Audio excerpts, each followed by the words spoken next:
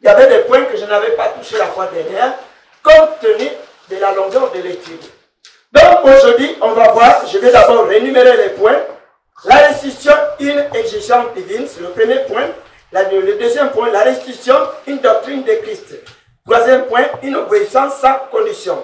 Quatrième point, les causes de refus de la restitution. Cinquième point, les avantages de la restitution. Donc nous sommes là dans cette étude. C'est pourquoi nous allons ouvrir nos Bibles dans Genèse chapitre 20, versets 1 à 8. Genèse chapitre 1, versets 1 à 8. Abraham partit de là pour la contrée de Midi. Il s'établit entre Kadesh et Sur, et il fit un séjour à Guérar. Abraham disait de Sarah sa femme, c'est ma sœur. Abimelech, roi de Guérar, fit enlever Sarah. Alors Dieu apparut en songe à Abimelech pendant la nuit et lui dit, voici, tu vas mourir à cause de la femme que tu as enlevée, car elle a un mari. Abimelech, qui s'était point approché d'elle, répondit, Seigneur, verras-tu périr même une nation juste? Ne m'a-t-il pas dit, c'est ma sœur? Et elle-même n'a-t-elle pas dit, c'est mon frère? J'ai agi avec un cœur pur et avec des mains innocentes. Dieu lui dit en songe, je sais que tu as agi avec un cœur pur, aussi t'ai-je empêché de pécher contre moi. C'est pourquoi je n'ai pas permis que tu la couchasses. Verset 7. Maintenant, rends la femme de cet homme, car il est un prophète. Il priera pour toi et tu vivras. Mais si tu ne la rends pas, sache que tu mourras, toi et tout ce qui t'appartient. Verset 8. Abimelech s'est levé de bon matin et il appela tous ses serviteurs et leur rapporta toutes ces choses. Et ces gens furent saisis d'une grande frayeur. Allons-y maintenant dans le livre de Nombres. Nombres chapitre 5. Le livre de Nombres chapitre 5. Nombres chapitre 5. Nous allons prendre le verset. Nombres chapitre 5, verset 6 à 8. Nombres chapitre 5, verset 6 à 8. Parle aux enfants d'Israël.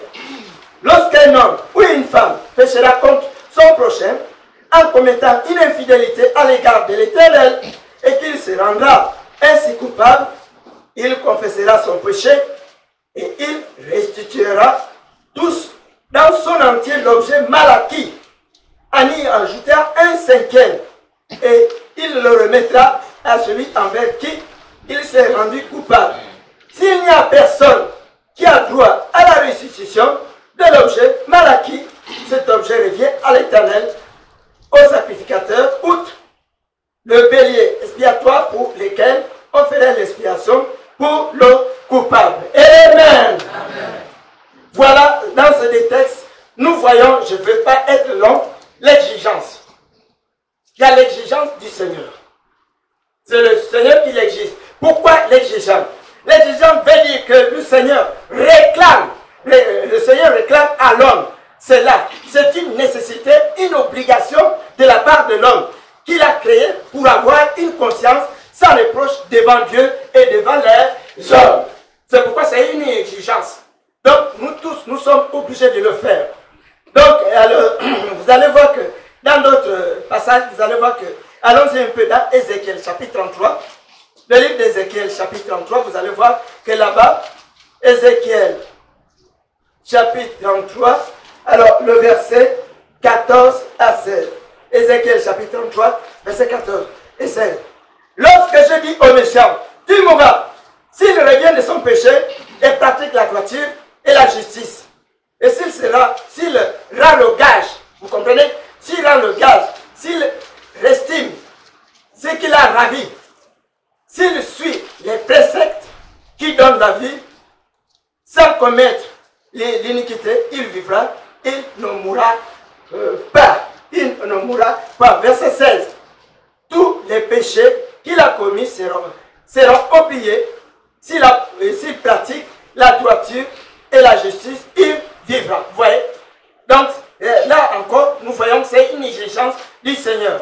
Donc, à travers ces passages, nous voyons que Dieu exige à l'homme de restituer ou rendre ce qu'il a volé ou ce qu'il a fraudé.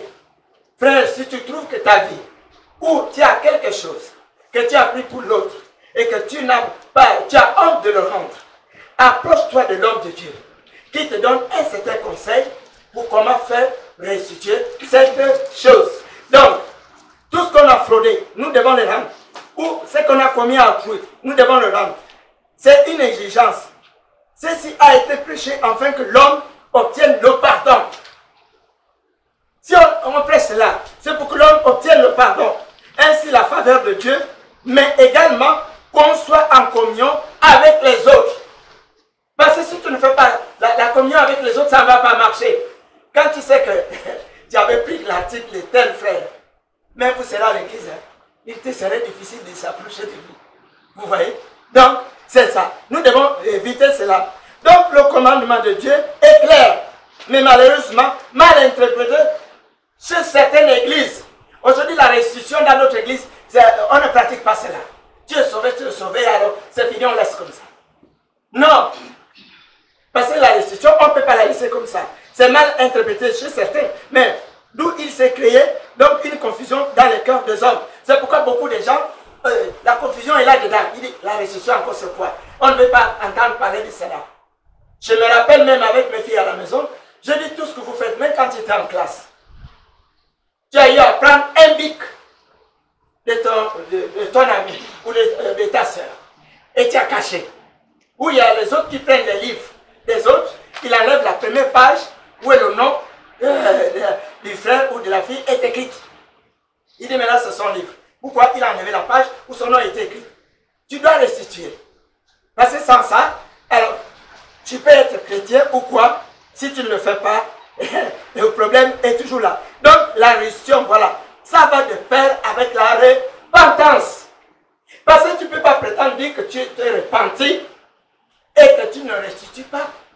Parce qu'après la restitution, c'est maintenant, la conscience devient claire devant Dieu et devant les hommes. Donc c'est ça. Donc c'est une exigence divine. Une exigence du Seigneur.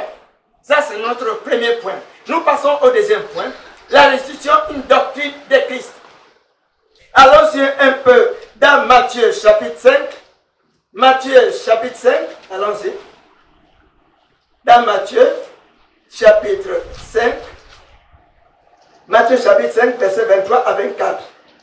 Matthieu chapitre 5, 23 à 24. Qui dit ici? Si donc tu présentes ton offrande à l'autel, et là, tu te souviens que ton frère a quelque chose contre toi. Verset 24, laisse là ton offrande devant l'autel et va d'abord te réconcilier avec ton frère, puis viens présenter ton offrande. Viens présenter ton offrande. Tu vois? Ça montre ici que la restitution est une doctrine de Christ. Tu as quelque chose contre ton frère. Par exemple, quand nous présentons les offrandes, tu sais que le frère, tu as un problème avec lui. Mais qu'est-ce que tu dois faire? Ne te précipite pas d'abord à aller donner l'offrande si tu n'as pas fait là. La paix encore avec lui. C'est ça. Et ensuite, tu vas donner ton offrande. Allons-y un peu dans Luc chapitre 17. On va changer un peu de Luc chapitre 17. Luc chapitre 17, verset 3 à 5. Luc chapitre 17, verset 3 à 5. Prenez garde à vous-même. Si ton frère a péché, reprends-le. Et s'il se répand, pardonne-lui. Et s'il a péché contre toi 7 fois dans un jour, et que 7 fois, il revient à toi, disant, je me répands, tu lui pardonneras. Verset 5, les apôtres dirent au Seigneur, augmente notre foi. Vous voyez? Donc, ça, c'est une doctrine du Seigneur. On ne peut pas aller à la compte de ça. La doctrine est quoi? Bon, moi, je peux prendre la doctrine, est semblable comme les poteaux qui se sont. Vous voyez? C'est notre temple là. Il y a des poteaux qui soutiennent. C'est ça. Parce que la parole de Dieu est soutenue par plusieurs doctrines. Mais ici, nous parlons d'une doctrine qui est la restitution, qui fait partie de l'une des doctrines ici. Donc, la restitution est une loi donnée depuis l'époque de Moïse. Depuis l'époque de Moïse, ça a été donné. Il n'avait pas été aboli lors de l'avènement du Seigneur Jésus. Quand le Seigneur est venu, il n'a pas aboli cela. Aujourd'hui, vous allez voir que beaucoup des églises là-bas, ils font ce qu'ils veulent, mais nous, Jésus-Christ n'avait pas aboli cela. Donc, il est à la fois dans la restitution, on peut le retrouver à la fois dans l'Ancien Testament et dans le Nouveau Testament. Donc, allons-y un peu dans Matthieu chapitre 7, retournons un peu en arrière, on va voir ça. Matthieu chapitre 7, versets 24 à 27. Matthieu chapitre 7, 24 à 27. Je lis la parole. C'est pourquoi quiconque attend ces paroles que je dis et ne les met en pratique sera semblable à un homme prudent qui a bâti ses maisons sur le roc. La pluie est tombée, les torrents sont venus, les vents ont soufflé et se sont jetés contre elle. Et cette maison, elle n'est point tombée parce qu'elle était fondée sur le roc. Mais quiconque attend ces paroles que j'ai dit et ne les met pas en pratique est semblable à un homme insensé qui a bâti sa maison sur le sable. La pluie est tombée, le torrent est venu, les vents ont soufflé et ont battu cette maison, elle est tombée et sa ruine a été grande. Vous voyez, Christ, c'est sur le chemin. Parce que Christ, les doctrines de Christ, nous devons les respecter. La restitution est une doctrine de Christ. Parce que si tu dis non, moi je ne suis pas là-dedans, alors je ne vais pas respecter tout cela. Alors c'est une abomination devant lui. C'est une abomination devant lui. Donc Christ est le chemin qui conduit au Père et au ciel. C'est pourquoi il est nécessaire de croire à sa parole. Donc, dire que nous suivons Christ en rejetant la doctrine de la restitution, il y a un problème. C'est une abomination devant lui. C'est ce que je viens de dire. Donc la restitution fait partie des commandements de Christ pour ceux qui veulent obtenir le salut et la réussite dans la marche chrétienne. C'est ça. C'est une doctrine de Christ. Ce n'est pas une doctrine des hommes. Ce n'est pas une doctrine qui vient d'une tradition. Ce n'est pas une doctrine qui vient des coutumes. Mais doctrine de Christ lui-même, créateur de toutes choses sur la terre. C'est lui. Donc vous voyez, et dans cette doctrine, qu'est-ce qu'il fait? Nous sommes maintenant dans le troisième point, une obéissance sans condition. Troisième point, une obéissance sans condition. Allons-y dans Luc chapitre 9, 19. Luc chapitre 19, une obéissance sans condition. Luc chapitre 19, nous allons voir le livre de Luc chapitre 19. Nous allons lire le verset 8 à 9. Alors, 8 à 9. Mais Zachée, se tenant devant le Seigneur, lui dit, voici Seigneur, je donne aux pauvres la moitié de mes biens. Et si j'ai fait tort de quelque chose à quelqu'un, je lui rends le quadruple. Jésus lui dit, le salut est entré aujourd'hui dans cette maison parce que celui-ci est aussi le fils d'Abraham. Amen. Ça, c'est l'obéissance sans condition. L'obéissance, il n'a pas posé des conditions. Quand Zachée, les gens ont commencé à dire, oh, celui-là qu'on dit prophète, il va aller dormir maintenant. C'est un homme qui est en train de voler les impôts et tout le reste là. Non, il n'a pas dit cela. Il n'a pas regardé sa femme que, madame, hein, on fait comment? Parce que le Seigneur est là. Parce que une obéissance sans condition. C'est comme à vous aussi. Vous devez avoir une obéissance sans condition. Quand tu sais qu'il y a des trucs que tu as fraudés, quand tu sais qu'il y a des trucs que tu as pris, ou tu as pris la femme d'autrui, ou tu as pris l'homme d'autrui, rends-le. Et de l'obéissance sans condition. Ne cherche pas à poser des conditions dans cette obéissance, non. Donc la réussite touche plusieurs domaines. C'est ce que j'avais dit la fois dernière, je répète encore une fois. Ça touche dans le domaine d'argent, ça touche dans le domaine de la fraude, ça touche dans le domaine du vol, ça touche dans le domaine des gains malhonnêtes, les dettes, le mensonge, l'injustice, les dégâts, les calomnies, les faux rapports, les critiques écrites, orales, haine, malice, orgueil. Vous voyez que les victimes soient ignorants ou au courant des faits. Qu'est-ce que nous devons faire? Nous devons procéder à la restitution. Quand tu sais que tu as mal parlé des affaires là-bas et que le frère, même qu'il était là, qu'il n'était pas là, tu dois aller demander pardon au frère. Et ce que tu as dit, ce que j'ai dit, voilà, après toi, ce n'était pas bon. Voilà. Donc, la restitution est exigée. Celui qui la néglige aura à se justifier dans le monde de demain. Dans le monde de demain, quand tu es devant le Seigneur, il va dire, tu avais écouté, on t'avait donné. Tu devais avoir une obéissance sans condition. Pourquoi tu as refusé de faire cela? Pourquoi tu n'as pas ôté cela? C'est ce qui nous passe au quatrième point, les causes de refus de la restitution. Il y a des causes. Même là, vous êtes dans l'assemblée là. Il y a des causes. Chacun parle avec son cœur. Chacun parle dans sa conscience. La conscience commence à lui dire, mais tu n'entends pas ce que l'homme l'a dit là-bas. Lui, il est en train d'étouffer. Alors, reste là-bas, toi, tu me parles beaucoup là-bas. Reste là-bas. Alors, la première cause, c'est la honte. La honte, ce n'est pas une bonne chose. N'aie pas honte. Si tu sais que tu as touché les pauvres choses, n'aie pas honte. Ou si la honte là, c'est un ingrédient que le diable utilise dans le but de te freiner pour que tu ne vas pas vers le ciel. Il va te donner la honte et tu ne peux pas aller vers lui. Deuxième chose, c'est l'orgueil.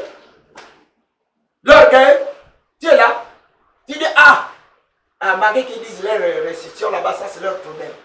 Tu es orgueilleux dans ta qualité, tu es orgueilleux dans ton corps. Là, ce n'est pas bon. La troisième chose, c'est les réprimandes rejetées par le croyant venant de l'homme de Dieu. L'homme de Dieu est en train de parler de ça. Et toi, tu rejettes ces réprimandes que donne l'homme de Dieu. Alors, il te sera redemandé. L'homme de Dieu dit clairement, tel, oui, il faut aller restituer tel. Ouais. Toi, tu dis, ça va, lui là, il parle beaucoup dans son église là-bas. Bon, moi, je préfère aller ailleurs et tout ça. Tu rejettes les réprimandes de l'homme de Dieu. Mais il te sera redemandé. Alors, la quatrième chose, c'est l'attachement au péché. Parce que quand tu es attaché au péché, tu peux être dans l'église ce matin. Mais si tu es attaché au péché, il te serait difficile de faire la restitution. Parce que tu es habitué à marcher dans le péché. Le mensonge est toujours là. Les critiques sont toujours là. Comment tu vas procéder maintenant à la restitution? Ce n'est pas facile. Tu seras toujours attaché. Donc l'attachement au péché, c'est aussi un obstacle. Cinquième chose, la négligence. L'homme de Dieu parle. Bon, on a écouté. Ça va. Dès qu'on va à la maison, laisse-moi ça. Ça s'est passé. Il a fait déjà 20 ans. Le type là, on ne sait même pas s'il vit. Or que le type vit, tu le vois toujours passer, mais tu ne dis rien. La négligence, attention, ces causes-là peuvent nous rattraper pour manquer le salut, pour entrer au ciel. C'est à cause ces choses-là, si nous les ressortons, c'est dans le but que vous évitez. Parce que ce sont ces petites choses-là que quelqu'un peut manquer le ciel. Et pourtant, tu as bien marché avec le Seigneur. Tu es arrivé à la porte, on te dit non, tu n'as pas procédé à ta restitution. Pourquoi? Pourquoi, Seigneur? Pourquoi ça? Il dit tu avais honte. Tu n'as pas écouté les réprimandes venant de l'homme de Dieu. Tu étais négligent. Tu étais orgueilleux. Maintenant, tu seras là. Non, Seigneur, pardon. Il va te dire non. Les causes t'ont été données. Donc, demeure de toi là-bas. Nous passons maintenant au dernier point qui est les avantages de la restitution. Allons-y dans Proverbes chapitre 22. Proverbes, le livre de Proverbes chapitre 22. Les avantages. Proverbes chapitre 22. Alors, nous allons prendre Proverbes chapitre 22. Nous allons prendre le verset 4. Proverbes chapitre 22. Le fruit de l'humilité, c'est la crainte de l'Éternel. C'est la richesse, la gloire et la vie. Tu vois, c'est ça les avantages de la restitution. Donc, on aura quoi? Il y aura la richesse envers nous. Nous aurons la gloire et la vie. Dans Matthieu chapitre 18. Allons-y, dans Matthieu chapitre 18. Matthieu chapitre 18, verset 4. Matthieu chapitre 18, verset 4. C'est pourquoi quiconque se rendra comme un petit enfant sera le plus grand dans le royaume des cieux. Tu vois, on aura la grandeur. Quand tu as bien procédé à ta restitution, il y a la grandeur qui est là. Il y a la vie, il y a les richesses, il y a tout. Ça peut commencer même ici sur la terre. Vous n'allez pas me dire que les richesses d'Abraham, ça a arrêté seulement ici sur la terre. Non, ça a continué avec lui. Ça continue avec nous. Donc, voilà les avantages. Bon, donc, il y a la richesse, il y a la gloire, il y a la vie, il y a la grandeur dans le royaume. Donc, il y a aussi l'exaucement aux prières. C'est ça. C'est quand c'est bien fait. Il y a la présence de Dieu continuellement avec vous. Il y a aussi la vie des croyants transformée et claire. Donc, il n'y a plus des ténèbres dans la vie des croyants. Tout est clair en eux. Tout est transformé. Donc l'adoration sera accompagnée par des signes, des prodiges et des miracles. Quand tout est bien fait, la restitution, quand c'est bien fait, voilà, vous bénéficiez, ça ce sont les avantages. Mais quand c'est mal fait, il y a toujours des palabres qui se passent. On n'a pas une conscience claire, la vie des croyants ne sont pas transformées, ils sont toujours les mêmes. Vous allez voir que les mêmes choses qu'on a engueulées l'année passée, les mêmes choses reviennent encore. Il est toujours rapproché, il ne change pas. Non, c'est pas ça. Nous devons comprendre que toutes ces choses seront accompagnées. Quand c'est bien fait, l'adoration sera accompagnée par des signes, des prodiges et des miracles. C'est pourquoi nous allons nous lever ce matin. Je viens de prendre fin sur mon étude sur le deuxième volet de la restitution. Levons-nous. C'est tout pour moi, c'est pas le fait de nous lever et prier. Regardez vos vies. Même moi-même qui enseigne, je dois regarder ma vie. Ce n'est pas seulement à vous. Ça doit être aussi à moi. Donc, ni l'enseignant, ni vous qui m'écoutez, nous sommes tous concernés. C'est de voir nos vies. Est-ce qu'il n'y a pas de restitutions qui ont été faites? Alors, regarde ta vie. Tu as dit, Seigneur, éclaire-moi. Éclaire ma conscience afin que je puisse voir là je n'ai rien fait. Prie le Seigneur maintenant ce matin. Demande ça à ton Dieu. Amen. Père, je te remercie ce matin, Seigneur. Le petit peu qu'on avait, tu as mis au-dedans de moi, est déjà sorti. Maintenant, je passe le flambeau à ton serviteur. Je voudrais que lui aussi, tu le pénètres par ton esprit pour en rendre encore compte plus. Merci Seigneur pour l'exaucement. Au nom de Jésus, nous avons prié. Amen. Amen. Amen. On va nous asseoir que je vous bénisse. Alléluia. Alléluia. Amen. Wow. Vous avez sommeil, vous avez faim. Vous ne vivez pas là. Gloire au Seigneur Jésus-Christ. Amen. Comment vous répondez? C'est Alléluia. Gloire au Seigneur Jésus-Christ de Nazareth. Alléluia. Amen. Bien, c'est la suite et la fin de l'enseignement sur la restitution, une doctrine à ne pas négliger, parce que c'est une doctrine qui rentre dans le cadre de l'assurance du salut. C'est-à-dire, tu es sauvé, il faut qu'il y ait des preuves qui puissent confirmer, qui puissent montrer que réellement tu es sauvé. Quand tu es sauvé, la preuve, c'est que tu dois réparer tes torts. Alléluia. Amen. Et ça, c'est pour celui qui rentre en Christ. Maintenant, pour celui qui est déjà en Christ, il doit être vigilant pour toujours réparer ses torts. Parce que l'homme est cher le sang, il peut arriver que tu offenses des gens, que tu poses des actes déplacés. Il faut que tu sois prêt à faire tes restitutions pour prouver que tu es un chrétien régénéré, qui a la crainte de Dieu et qui s'est engagé sur le chemin du ciel. Alléluia. Amen. Je vais d'abord répondre à vos questions, si vous en avez, avant de procéder au résumé. Oui, donc alors. Amen. Amen. La question que je pose, si on se rend compte qu'aujourd'hui, un enfant ne m'appartient pas, et que la femme a décidé qu'on le père de l'enfant refuse d'aller restituer son enfant, comment il le fait? C'est-à-dire que la femme t'a attribué l'enfant. Maintenant que tu as connu la vérité, toi tu veux que l'enfant soit rendu à son père. Mais la maman refuse. C'est pas la question. Deuxième question. Il y a des femmes, souvent, ils sont déjà en retard de 1 semaine, de 2 semaines. Ils parlent de cette personne, une personne. Et cette personne, maintenant, ils sont en série. Il sait très bien que cet enfant qui a traité cette personne appartient à personne, n'est pas le père de cette personne. Son père est ailleurs. Comment cette personne a maintenant qu'il y a? Merci. Alléluia. Amen. Tu n'es pas femme. Hein? Peut-être que tu as fait victime. Oui. J'ai trois préoccupations. On nous enseigne, pour nous les chrétiens, pour la session maintenant, pour ceux qui nous voient, comment devons-nous les demander ou bien on laisse tomber si ça trop? Encore.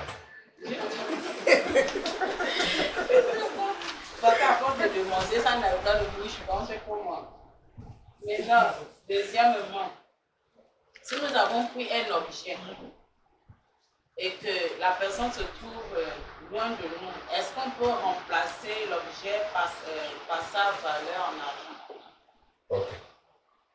Merci. Et troisième, Ok, allez-y. troisièmement, c'est dans le cadre de l'école. Bon, c'est quelque chose que j'ai vécu. J'avais pris le livre d'un camarade de classe. C'était le livre de morale. Je regardais, quand le maître est venu, il a arraché. Il a arraché le livre et il n'a plus rendu. Je me suis rendue chez lui avec ma maman pour demander pardon parce que le propriétaire réclamait son livre. Maman est allée le supplier que non, il faut remettre le livre parce que le propriétaire demande, l'enseignant a refusé. Il s'est emparé du livre aujourd'hui. Comment dois-je faire? Est-ce que je dois rembourser puisque le propriétaire connaît la situation? L'enseignant voleur.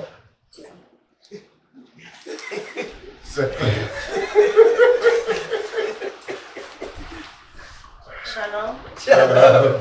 Moi, je voulais poser la question à savoir si tu étais à l'école, tu as diminué l'âge. Maintenant, tu travailles. Comment préparer le temps? Ok, merci beaucoup. Nous rendons grâce au Seigneur pour toutes les questions qui ont été posées. Ce sont des questions que nous rencontrons chaque jour. Ce sont des situations que nous rencontrons et que nous sommes confrontés. Et que Dieu, par sa sagesse, nous aide à résoudre. Alléluia. Amen. La première question. Tu vis avec une femme, bien, tu as une fois aimé une femme qui t'a attribué un enfant.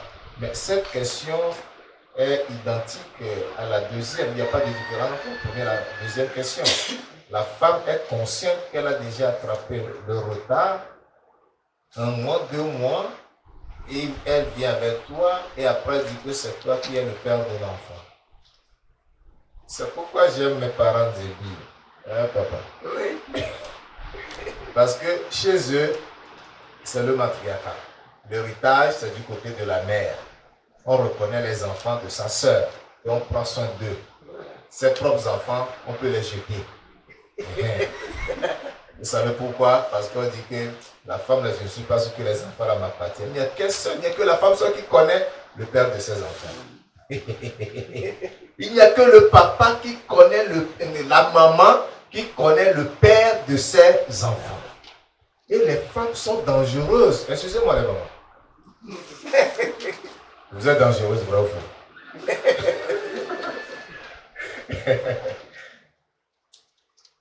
Imaginez, la femme sait qu'elle a été avec X. Quand la grossesse arrive, elle voit les conditions de X. Il sait que monsieur X est un macaya, il est pauvre. Ou bien ces conditions ne sont pas stables vraiment, ça n'allait pas bien marcher là-bas. Alors elle prend cette grossesse qu'elle va attribuer à un homme. Elle veut à tout prix avoir un père pour son enfant. Elle veut avoir un père. C'est un crime, hein? Ça s'appelle délit, c'est un crime. Selon moi, c'est un crime. C'est très méchant. Tu prends le sang d'autrui que tu vas aller donner à quelqu'un d'autre. Que tu vas attribuer à quelqu'un. C'est méchant. Donc, lorsqu'on devient chrétien, on dit la vérité. Dis à ton homme, monsieur, excuse-moi, l'enfant-ci n'est pas pour toi. Tel est son père. Et tu vas voir le père. Tu dis, monsieur, excuse-moi. Tu te souviens, on était ensemble. Cet enfant, c'est pour toi. Je l'ai dérobé parce que telle condition était telle. Ou mes parents ne voulaient pas que je sois avec toi. Je l'ai dit telle. Maintenant que je suis chrétienne, je viens te rendre ton enfant. Et vous vous entendez? Vous amenez l'enfant auprès des juges pour qu'on refasse le jugement de l'enfant, pour que l'enfant porte le nom que son père voudra lui attribuer.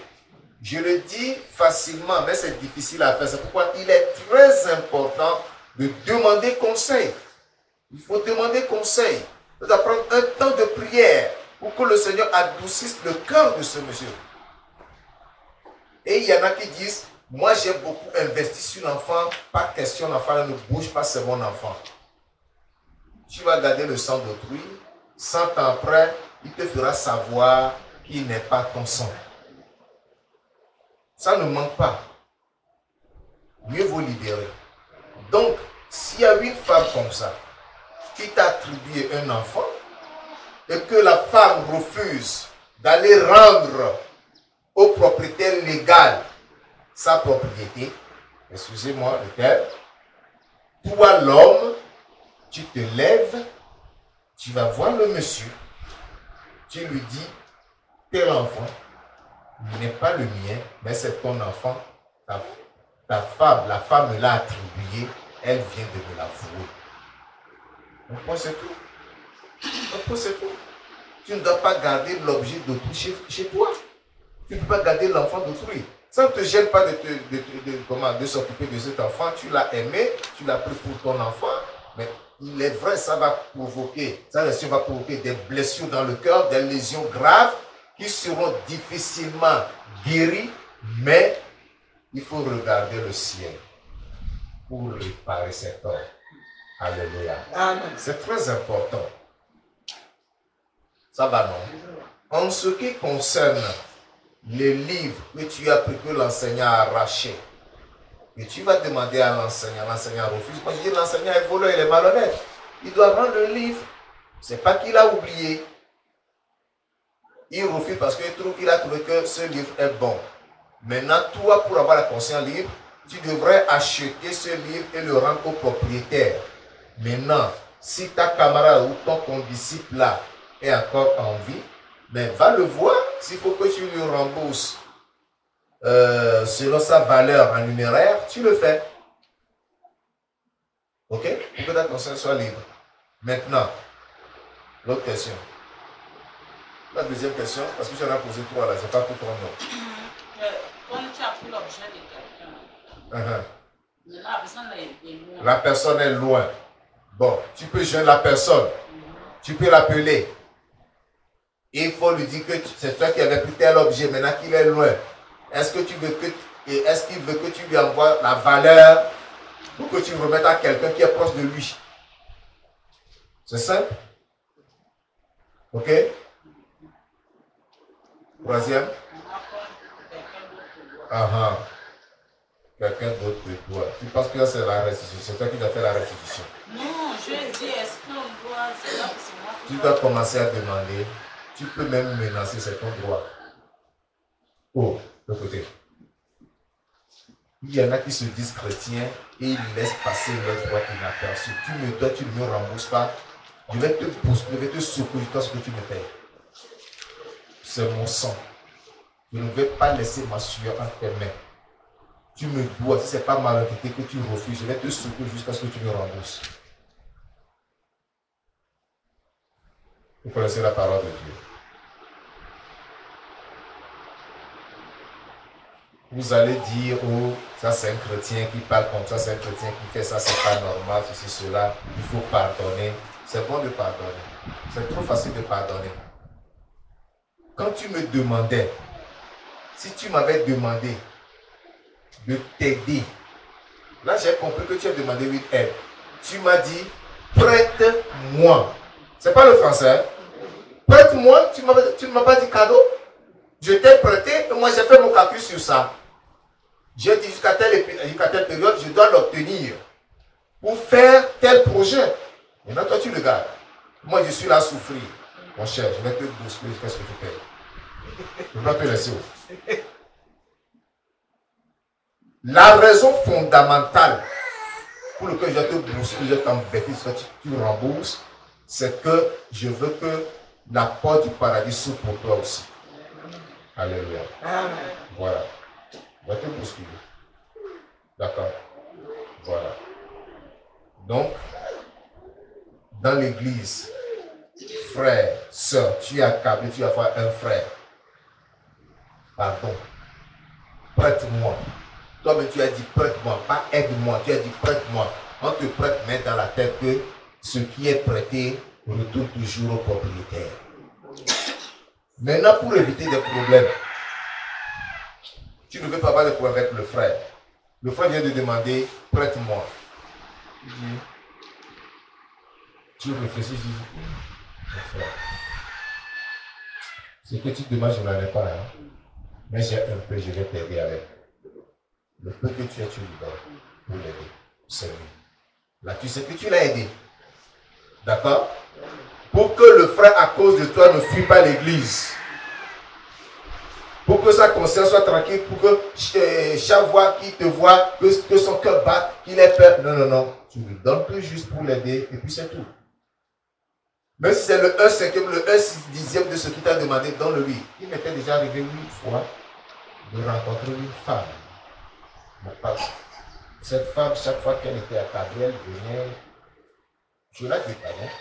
Une fois, elle m'a demandé, je me rappelle plus une grosse somme. Là, vous allez, j'ai plus 10 000, je vais donner. Je dis, je n'en ai pas, ce que tu me demandes, je n'en ai pas. Tiens, 10 000. C'est comme ça que je me peux débarrasser. Gloire à Dieu. Je sais que j'ai un cœur, si quelqu'un est accablé, ça me fait mal et je veux toujours aider la personne. Mais ça, là, quand j'ai regardé, et puis vous savez, j'ai eu raison de le faire ainsi. Cette femme encore, avec des problèmes, elle m'a appelé au téléphone en pleurant. Je dis, viens, elle est venue. Je l'ai aidée. Elle m'a dit, comme nous avons la maison de papa, à mon père Saint, papa dit qu'on vend la maison. Donc nous cherchons des gens pour acheter. Aide-nous, trouve-nous quelqu'un. J'ai appelé le directeur de SGIS. Il a dit qu'il prenait cette maison. Mais il était coincé. Il avait voyé, il était coincé à cause du Covid. C'est hier, à cause du Covid. Parce que les vols étaient suspendus là. Le directeur de SGIS m'a dit de lui garder la maison, il viendra payer. La femme là s'est précipitée. Il a vendu la maison. Elle a vendu la maison. Et quand j'ai appris qu'elle a vendu et que j'ai commencé à l'appeler, elle n'a jamais répondu à mes appels. Même des messages sur WhatsApp, elle n'a pas répondu. Alors que quand elle était accablée, elle était venue pleurer devant moi ici. Voilà des gens. Quand ils ont des problèmes où ils savent s'humilier, ils savent respecter. Mais dès que l'argent rentre là, ils oublient. Donc nous devons faire attention. Affaire d'argent là, faisons attention. Alléluia. Amen. Maintenant, le problème de l'âge. C'est un problème sérieux. Ils savent que je suis né 8 seules fois, par la grâce de Dieu. Donc quand tu me demandes mon âge, je ne vais pas te demander, mais lequel tu veux. L'âge scolaire ou l'âge réel. Moi j'ai un seul âge. Alléluia. Donc, si tu as réduit ton âge, tu dois réparer. Tu dois aller au tribunal. On te refait le jugement avec ton âge réel. Tu redonnes ton âge réel. Tu as le premier acte de naissance. Si tu vas le sortir, ça peut ne pas avoir de valeur parce que tu vas chercher maintenant à le mettre dans tes dossiers. Tu seras blâmé. Donc le mieux c'est de retourner au tribunal pour donner ta date de naissance réelle pour que les autorités te fassent un jugement qui sera plus récent, qui sera actuel, et avec ça, tu vas passer dans les administrations pour reconstituer tes dossiers. Il y a une sœur, je l'ai appelée en temps, elle m'a dit qu'elle est dans son village parce qu'elle avait réduit son âge, elle y était pour réparer et que vraiment le tribunal s'est empressé de lui faire ça. Donc ça a été fait. Elle est fonctionnaire de l'État. Elle viendra réparer ça. Par contre, j'ai eu le témoignage d'une sœur. Ça fait, je pense, 2 ou 3 ans. Elle était dans la même situation. Elle a refait. Et lorsqu'elle est allée voir son patron pour lui dire, voilà mon problème, je veux refaire mon dossier. Le patron dit, oh, toi aussi, c'est à cause de ça que tu veux refaire ton dossier. Laisse, c'est pas grave. Quand elle m'a dit ça, j'ai dit, sa situation est pire que le tien, que la tienne, parce que lui-même, il a rectifié son âge plusieurs fois. Hein?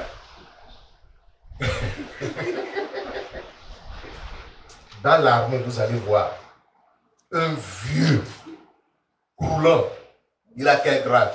Il est peut-être caporal-chef. Il arrive à marcher difficilement. Hein? Et il va aller jusqu'au bout. On va lui donner le travail des jeunes, la tâche des jeunes. Il va courir avec eux. Hein? J'ai connu un enseignant à Mouila. J'étais bien avec l'idée à l'époque. À l'époque, on appelait les idéas dans les DAP, comme on appelle aujourd'hui. L'inspecteur d'académie provinciale. Il m'a dit, ce vieux-là, ses enfants, elle avait de grands enfants. Ses enfants sont suppliés l'idée pour lui demander de le mettre à la retraite. Il a dit non, je ne peux pas. Parce que son papier dit qu'il n'a pas encore atteint l'âge de la retraite. Il était si vieux qu'il avait une longue canne. C'est sur ça qu'il s'appuyait pour se déplacer péniblement. Si tu le dépasses en route, tu peux aller revenir. Il n'est pas encore arrivé à destination. Ah oui, le papier dit qu'il est jeune. Quoi le problème? Ça rattrape. Donc, s'il vous plaît, c'est ça la réalité. L'obligation est faite à ceux qui rectifient l'âge de restituer. C'est le très important.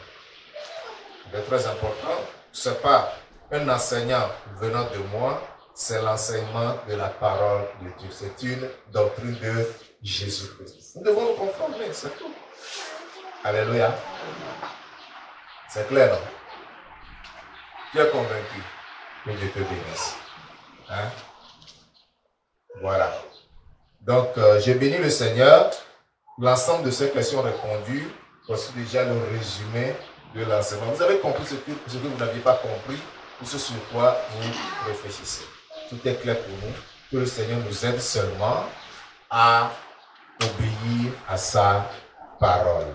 Amen. Amen. Ah, mon frère veut poser une question. Oui, levez-vous. Ça, c'est le frère Brady. Vous savez, papa, le Seigneur est merveilleux. Ce jeune homme que vous voyez, il m'a appelé, j'ai vu le jour, que non, il a reçu un de nos traités et qui veut rencontrer l'homme de Dieu. Je lui ai donné un rendez-vous, il est venu. Il m'a trouvé son problème, j'ai prié pour lui, il est parti. Dieu aide aussi la prière. Il a promis de venir à l'église aujourd'hui, il est là. Donc, c'était le frère Caleb qui prêchait avec les chrétiens. Pendant que d'autres s'en moquaient, étaient différents. Lui, il a écouté quelque chose qui l'a touché. Il a pris la brochure. Et après, il a appelé. Gloire à Dieu. Donc, notre évaluation n'est pas belle. Hein? Je vous disais dans le message de mardi qu'il ne faut jamais regarder en arrière pour dire s'il y a des gens qui me suivent.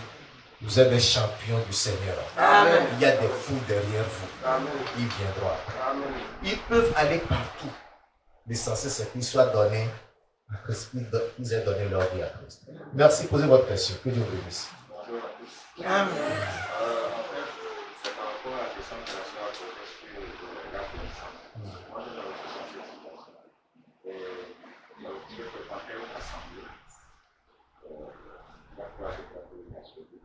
Et puis là-bas, j'avais posé le problème qui gagne des relations. On m'avait conseillé de restituer comme je dis. Et ça m'a pris, j'avais eu mal. Ça m'avait sauté. Mais dans mon cœur, j'avais essayé de le faire. J'avais dans mon débat, vu que je suis né en province, j'avais envoyé mon dossier. Donc, je pourrais faire pour moi-même là-bas. C'est mon père qui a fait le problème de dossier. Ce que moi je voulais, le point l'ancien à ce moment, il a légalisé en fait le nouveau. Non, il n'a rien fait. Ils m'ont jugement subjectif avec le principe. Non, c'est pas bon. Il faut carrément reprendre l'ancien. Il faut carrément reprendre l'ancien pour avoir la conscience. Parce que là, la situation reste telle qu'elle. Vous voyez, non? Oui, ils ont fait le jugement, mais ça n'a pas été réparé. Le temps n'a pas été réparé. Il faut réparer ça. Pour réparer le temps en profondeur. Alléluia. Amen. C'est ce qu'il faut. Que Dieu vous bénisse. Oui. Shalom. C'est juste pour appuyer ce que les autres ont dit par rapport à l'âge.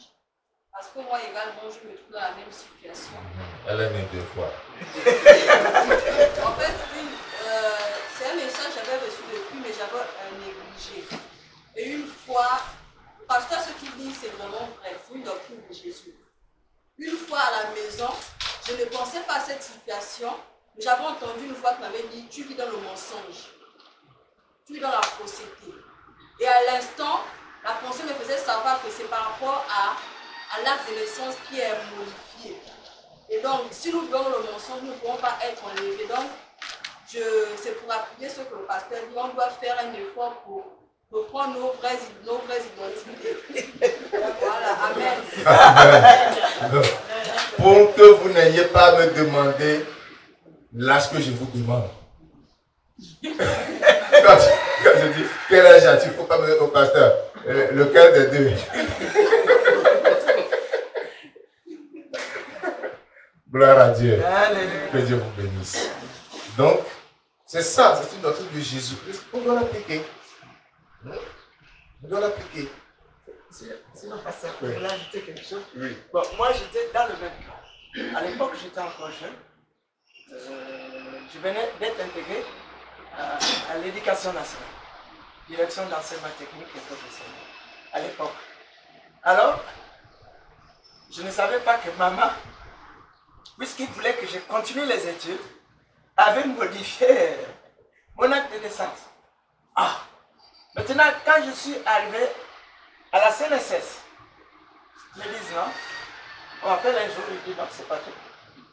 Parce que ce Pango, tu es né à Kango, non? C'est là où ta mère a fait. Je dis oui, Kango, ma Guinée. Je dis mais là,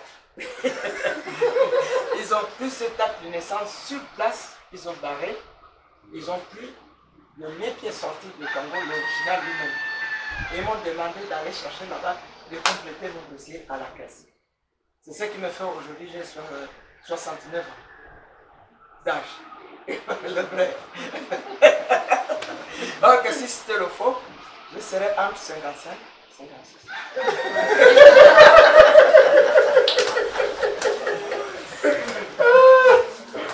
Gloire à Dieu. Alléluia.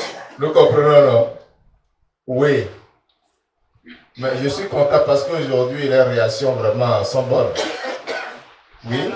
Shalom.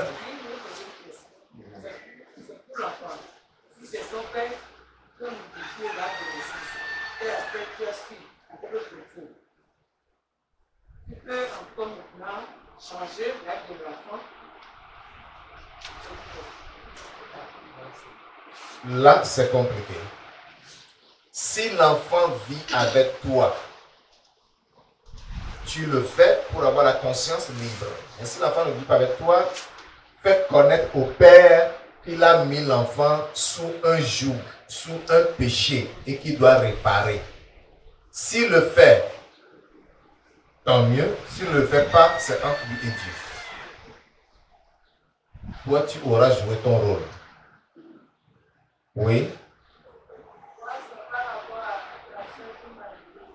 Uh-huh.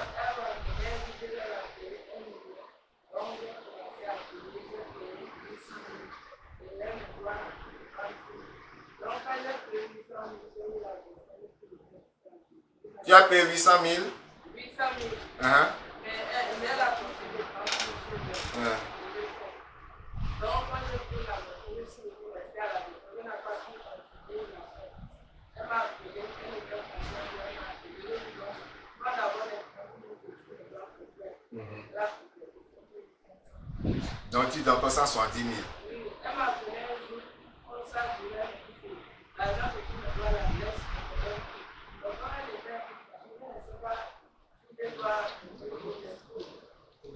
Je vais vous expliquer la situation là. Elle a la chance qu'elle a dit de laisser.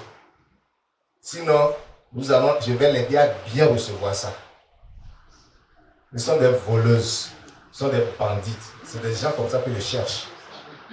Si vous en connaissez, dites-moi.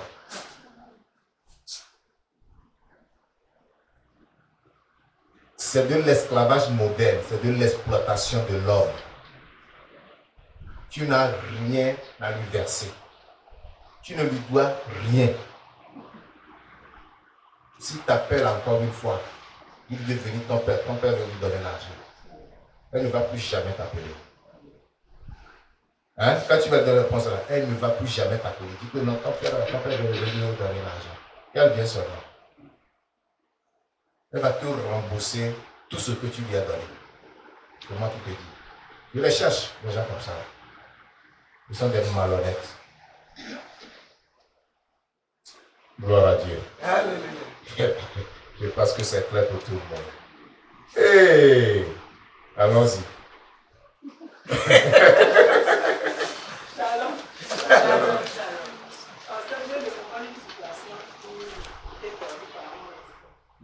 Quand j'étais au CM2, bon, il avait 14 ans, et moi je sais que j'ai accepté de faire un lycée. Et j'ai vu ma mère m'a envoyé, je crois, ceux qui travaillaient à la mairie. Il m'a établi un acte de naissance qui est allé au ministère. Bon, mais je pense que je peux passer le 7 ans dans mon esprit, là, je suis de ma mère. Mais après, j'ai passé le 7 et le 7. Là, après plusieurs années, maintenant, pour juste actuer pour le fils des examens là, pour retirer mon CEP, on ne retrouve plus mon CEP. Mais après l'examen, j'ai continué avec mon vrai âge. Parce que je ne me rappelle même pas où est passé là pour ce petit peu en question. Parce que j'ai toujours mon âge, j'ai toujours fait avec mon âge. Mais ça m'a rattrapé, je pense, au niveau du lycée, parce que quand je donne mon acquisition au fils de l'examen, je donne mon vrai acquisition. Lorsque c'est là que je donne mon acquisition, on ne me retrouve pas au ministère là-bas parce que j'ai deux actes de licence là-bas, c'est un autre et ce que je remets. Justement, on ne peut pas retrouver. On ne peut pas retrouver.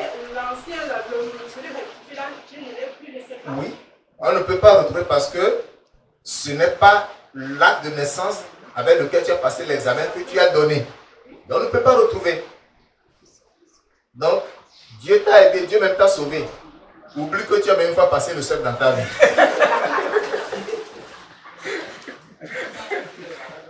Oui, parce que c'est un diplôme qui ne te servira pas quand tu le reçois. Ça, parce que la naissance même est perdue, tu as ton vrai acte de naissance, ça ne va pas te servir. Oublie. Oublie, c'est mieux. Oui. Si tu l'obtiens, tu seras obligé de faire la restitution. C'est-à-dire que tu seras obligé de passer au tribunal, refaire le jugement pour qu'on puisse rectifier sur le diplôme. C'est comme ça. Donc, oublie ça. Dis à tes enfants que tu n'as jamais passé le cercle. C'est pas toi. Gloire à Dieu. Oui. C'est la question que nous parlons de marge. Nous qui sommes l'étranger, on n'a jamais eu l'accès à notre licence. Ok. On se fait le pays. Que nous, on se dit que peut-être, avec telle personne d'enfant qui nous sont dans la maison, il y a des cas de 2 ans de différence que nous-mêmes, on m'ajoute de faire déjà un acte de naissance par nous-mêmes. Et lorsque on s'est abordé, il y a un moment, on se raconte qu'on a certifié l'âge de 1 an. Et ce papier est déjà fait. Comment nous avons. Mais il faut aller le faire. Non, le problème c'est quoi? Si tu n'as jamais eu date de naissance, on peut te créer un âge. C'est normal, il n'y a pas de souci. Parce que les parents même ont oublié ta date de naissance. Hein? Avant les années 70, même jusqu'au début de 70, il y avait beaucoup de nez verts. Et quand on amenait les élèves à l'école, je ne sais pas comment ça se faisait au Gabon, au Togo, on t'amenait à l'école, nez vert. Papa Alain. Hein? Quand la main touche l'oreille, tu as 6 ans. Donc tu peux commencer le CP1. Si ça ne touche pas, tu vas attendre. Et on te fait l'acte de naissance disant que tu as 6 ans.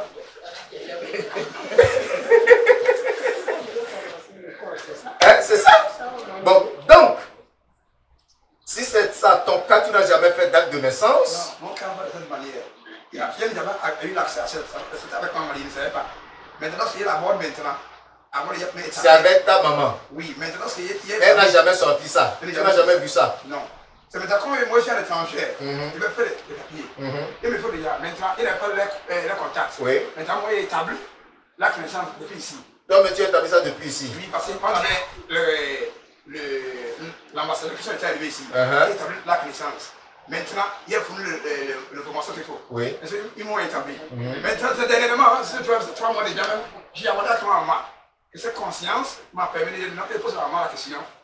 Maintenant, voilà la question. Je me rends compte que j'ai étudié là un an. Mais dans ce cas-là, je ne sais pas comment pour.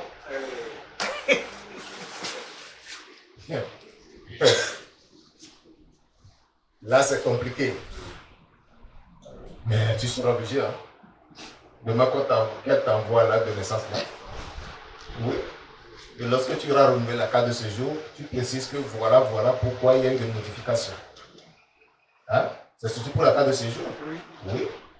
Voilà. Donc demain, quand tu envoies ton vrai acte de naissance et que tu es ratifié, ok? Voilà. Donc tu expliques, ils vont te comprendre. Voilà. Donc je pense que c'est clair pour tout le monde. On dit la restitution et la conscience dégagée. La conscience libre. Faisons-la pour avoir la conscience libre et le Seigneur nous bénira au nom de Jésus. Amen. Amen. Je vais prier. Mais après la prière, nous allons recevoir un témoignage. Gloire à Dieu. Avant de passer aux louanges. Prions.